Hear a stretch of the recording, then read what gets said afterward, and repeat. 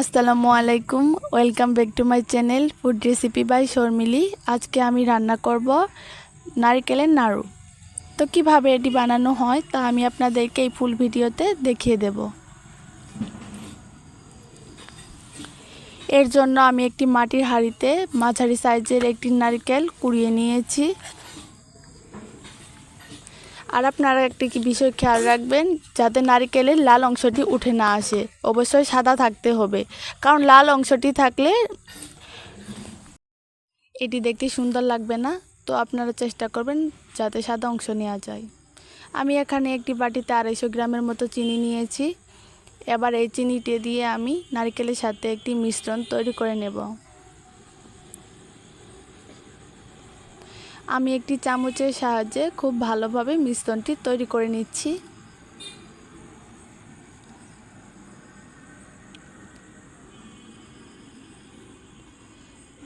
আমার মিশ্রণটি তৈরি করা হয়েছে। এবার এটিকে আমি 30 মিনিটের জন্য রেখে দেব। 30 মিনিট হয়ে গিয়েছে। এবার আমি চুলায় একটি প্যান বসিয়ে দিয়েছি। এরপর এই মিশ্রণটি আমি ছেড়ে দেব। মিশ্রণটি ছেড়ে দেওয়ার পর আমি খুব ভালোভাবে এটিকে নেড়ে চেড়ে নিচ্ছি। আর চুলার আঁচটি অবশ্যই লোতে রাখবেন। আমি লো হিটে এটিকে ভালোভাবে নেড়ে চেড়ে ভেজে নিচ্ছি।